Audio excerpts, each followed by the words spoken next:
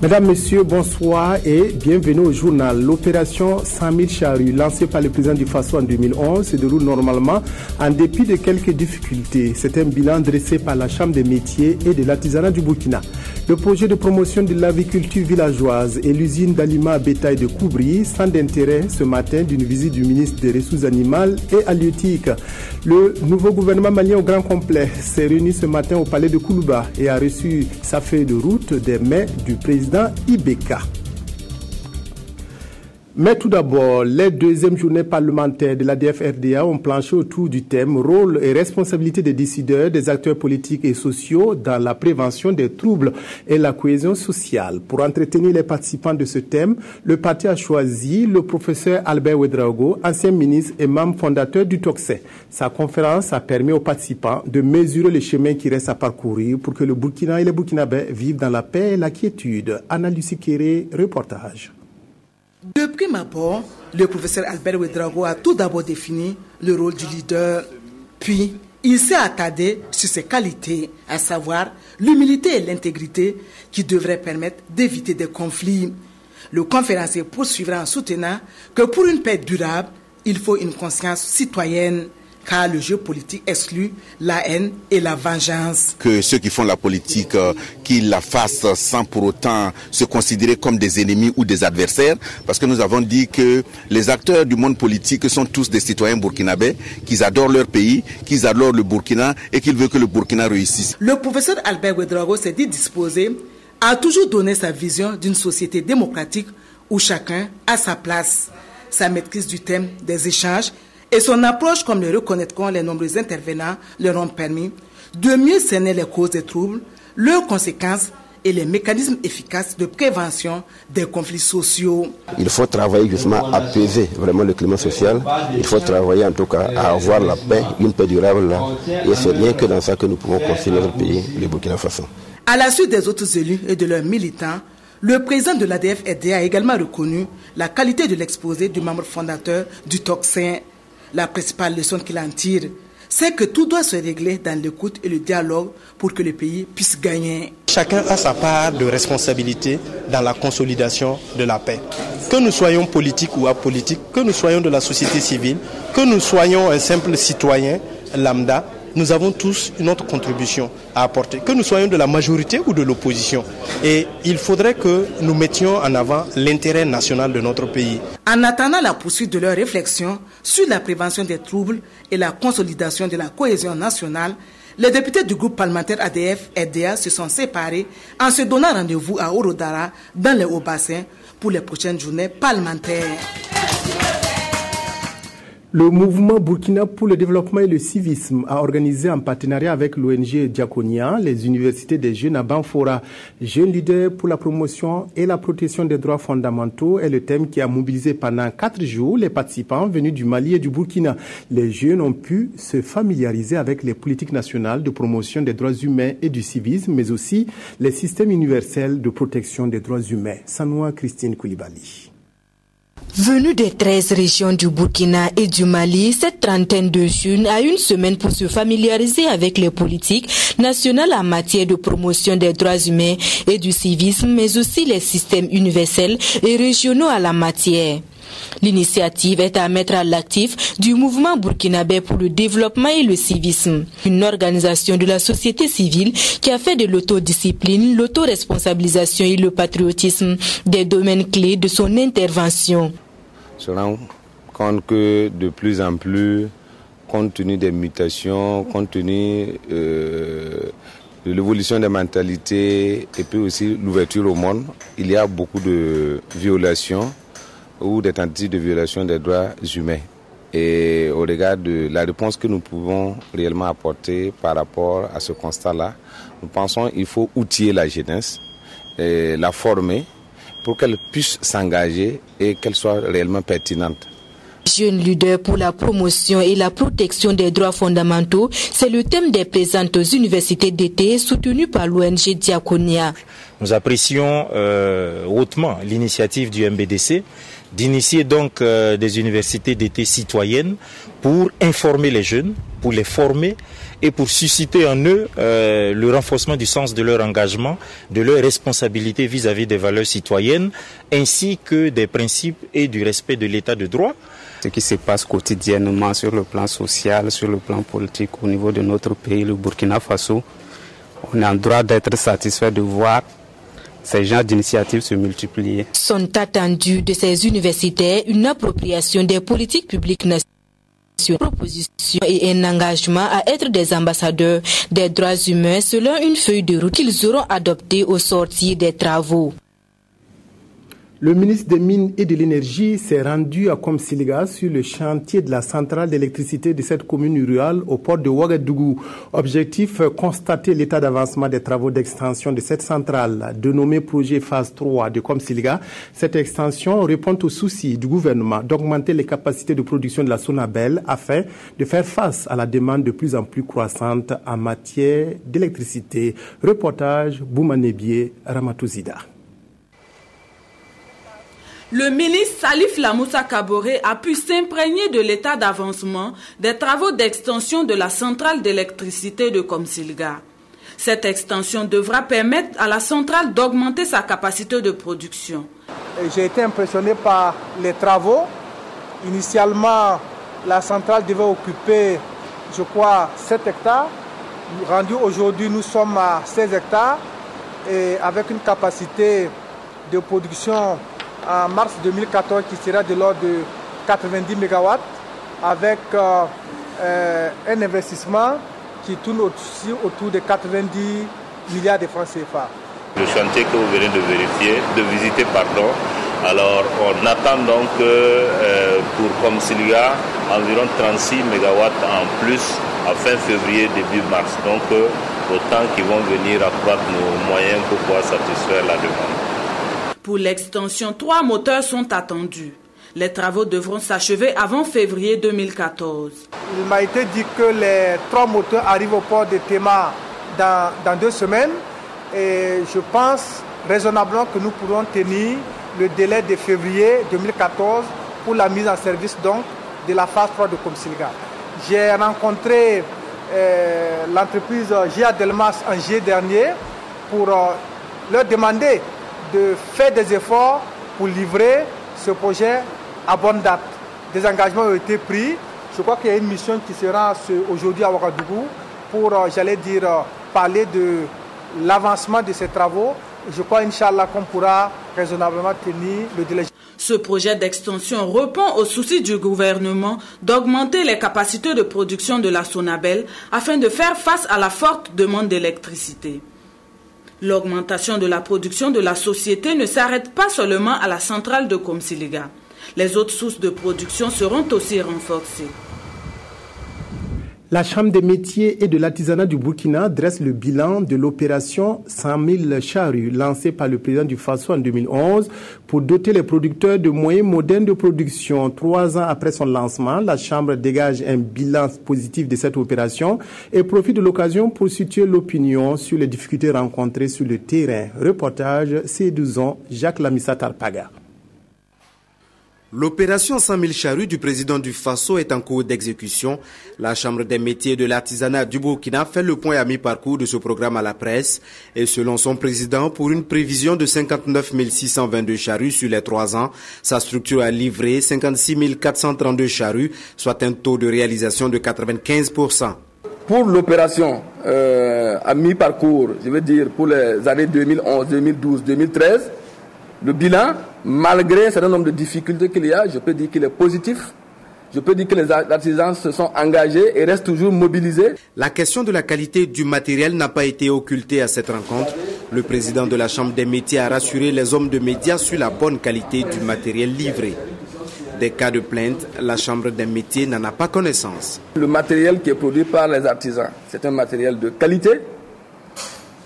Et si d'aventure il y avait des problèmes sur quelque matériel que ce soit, la convention cadre consacre un article à cela. Tout matériel qui est défectueux doit être retiré et remplacé par la Chambre des métiers. Alors, à la date d'aujourd'hui, nous n'avons pas encore été informés sur un matériel défectueux à quelque niveau que ce soit.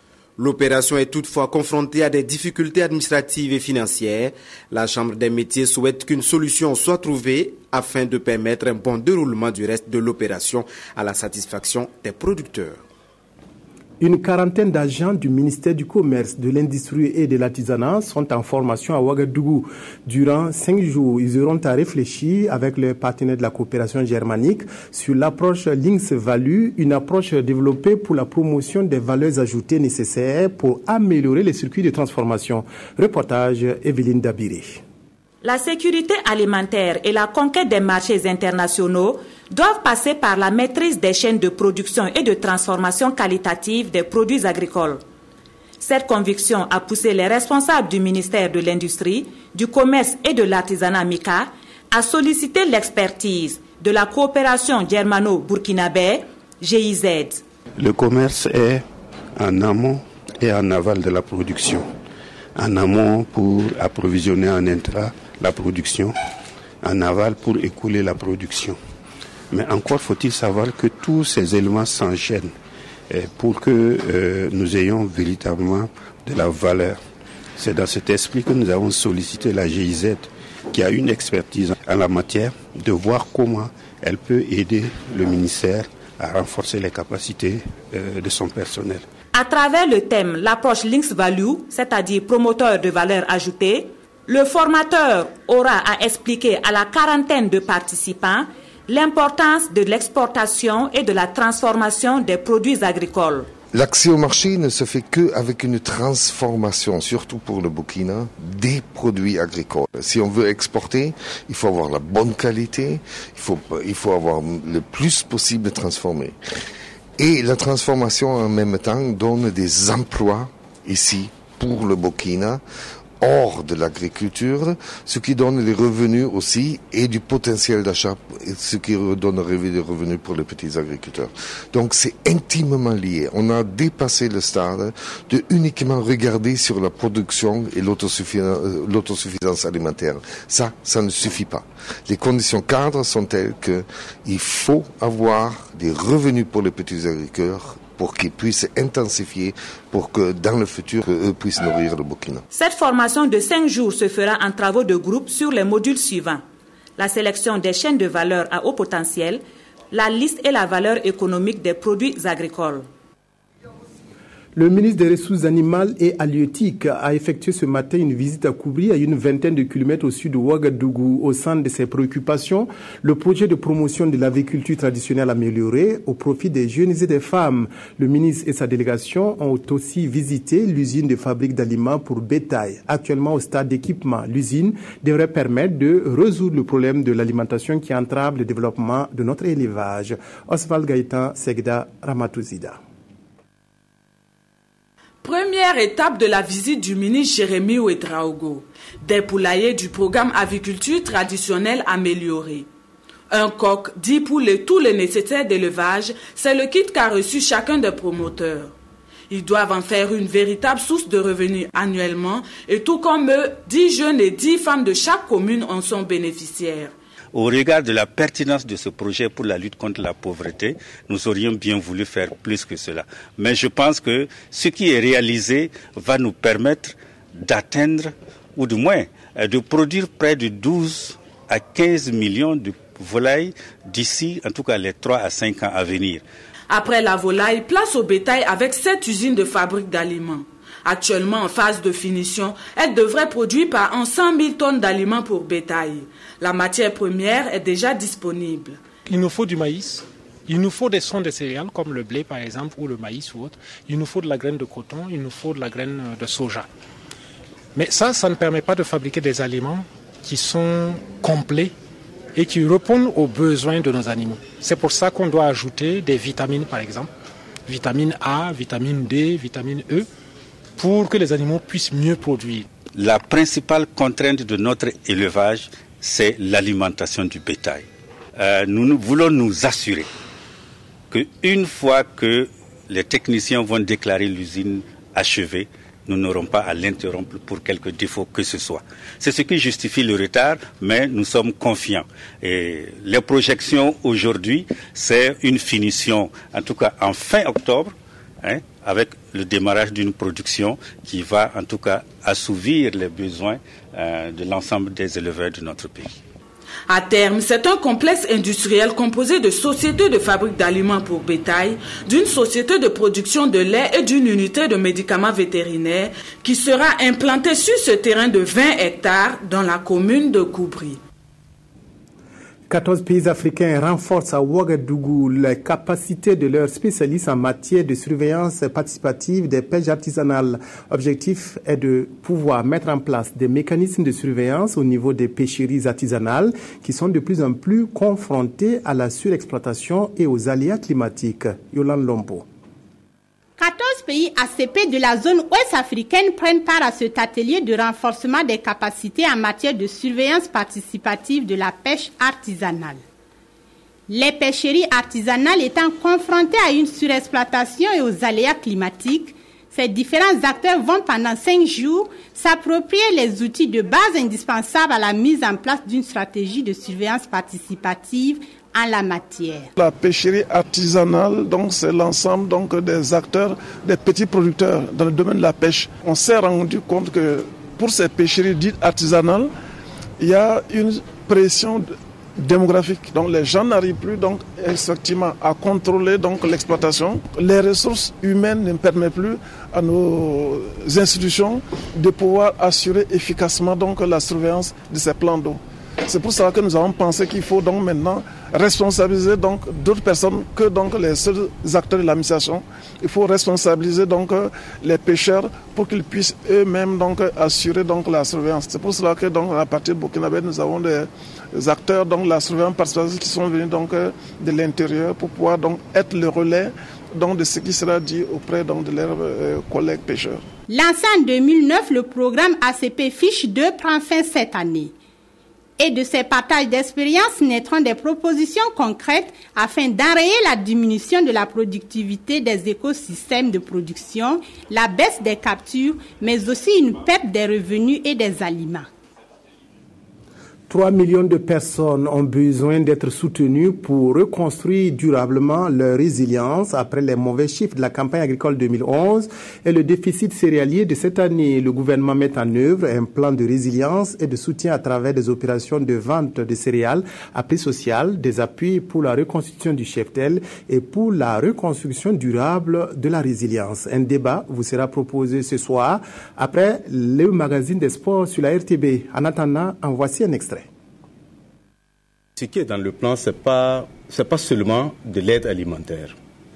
Et comme le chef de la délégation de l'Union européenne l'a dit, le PAM ou la FAO, il y a tout ce qui est appui à la recapitalisation, au capital productif, à renforcer les productions, que ce soit les productions végétales, animales ou autres types de production. Et donc les intrants, le matériel agricole, les formations, et pour effectivement reconstituer le capital productif, les actifs productifs des populations. Nous avons un certain nombre de partenaires qui interviennent en matière d'atténuation de la vulnérabilité au niveau des populations à travers donc un ensemble de moyens qu'ils mobilisent. Déjà, à la base, nous avons au niveau donc du système d'information, des cadres de concertation où à la base, tous ces acteurs sont impliqués pour pouvoir évaluer les situations et estimer les besoins et définir les types d'interventions à opérer à différents niveaux. Et à partir de ça, lorsque ce plan est élaboré, chaque acteur maintenant repart pour la mobilisation de ses ressources pour les différentes interventions. La cité en 4B est l'une des plus anciennes cités HLM de la capitale. Elle compte 52 villas dont les occupants sont en majorité propriétaires. Construite il y a plus de 25 ans, la cité en 4B fait la fierté de ses résidents qui encouragent la jeune génération à adhérer au nouveau projet de logement malgré les contraintes liées à ces opérations. Dossier signé Viviane Tiendrebego. La cité en 4B est située à la sortie est de Ouagadougou sur la route de Fada. En 1987, lorsque les premiers propriétaires emménageaient dans les villas, tout était loin d'être rose. C'était sans porte. Vous voyez les portails là, c'est pas de même couleur si vous remarquez un peu. C'était sans portail, sans mur. Le mur, ils avaient élevé ça peut-être 4 à 5 briques et puis c'était tout. Même au niveau de l'intérieur des chambres, il fallait passer nous-mêmes les fils d'électricité d'une manière générale. Donc c'était ce à quoi on s'est attelé d'abord. Et on n'avait que 2 bonnes fontaines. En plus de 2 décennies, la cité a changé. Chaque résident a aménagé sa villa et dans l'ensemble, ils ont travaillé à faire de la cité un îlot de verdure. On a trouvé que 4 ou 5 nimiers ici.